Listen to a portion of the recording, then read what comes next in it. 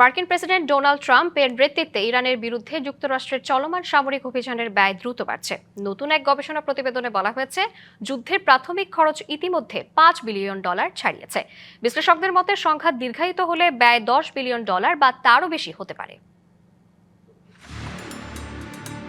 যুক্তরাষ্ট্রভিত্তিক গবেষণা প্রতিষ্ঠান centre for American progress প্রকাশিত এক প্রতিবেদনে বলা হয়েছে, ইরানের বিরুদ্ধে যুক্তরাষ্ট্রের সামরিক অভিযানের প্রাথমিক ব্যয় ইতিমধ্যে $5 বিলিয়ন অতিক্রম করেছে।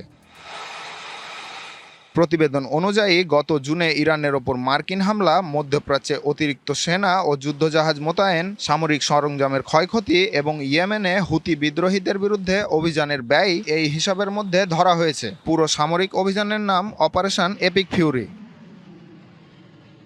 গবেষকরা বলছেন, বর্তমান হিসাবটি খুবই সীমিত এবং প্রকৃত ব্যয় এর চেয়েও বেশি হতে পারে। প্রতিরক্ষা বাজেট বিশ্লেষক বেন ফ্রিম্যান বলেন, যুদ্ধের প্রকৃত ব্যয় বোঝার জন্য ক্ষেপণাস্ত্র প্রতিরক্ষা ব্যবস্থার খরচই যথেষ্ট উদাহরণ। তিনি জানান, একটি প্যাট্রিয়ট প্রতিরক্ষা ক্ষেপণাস্ত্রের দাম প্রায় $4 মিলিয়ন। একটি ইরানি ক্ষেপণাস্ত্র প্রতিহত করতে কখনো কখনো 11টি পর্যন্ত প্রতিরক্ষা ক্ষেপণাস্ত্র ব্যবহার করা হয়েছে, যার মোট খরচ দাঁড়ায় প্রায় $44 মিলিয়ন।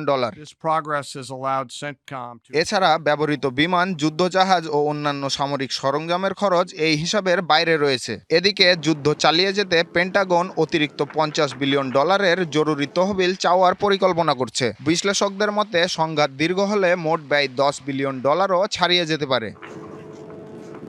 কি বুঝলেন ভাই? অনলি জেডাই চাই। এরই মধ্যে যুক্তরাষ্ট্রে এই যুদ্ধ নিয়ে জনসমর্থন কমতে শুরু করেছে। বিভিন্ন জরিপে দেখা যাচ্ছে, যুদ্ধের ব্যয় বাড়ার পাশাপাশি জ্বালানি মূল্য বৃদ্ধি এবং সম্ভাব্য প্রাণহানির আশঙ্কায় অনেক মার্কিন নাগরিক এই সামরিক অভিযানের বিরোধিতা করছেন। বিশ্লেষকদের মতে সংঘাত দীর্ঘ হলে এর অর্থনৈতিক প্রভাব যুক্তরাষ্ট্রের অভ্যন্তরীণ অর্থনীতির ওপরও বড় চাপ তৈরি করতে পারে, কারণ ইতিমধ্যে দেশটিতে আবাসন, জ্বালানি ও স্বাস্থ্যসেবায় ব্যয় উল্লেখযোগ্যভাবে বেড়েছে। সামিউল ইসলাম, ডিবিসি নিউজ ডেস্ক।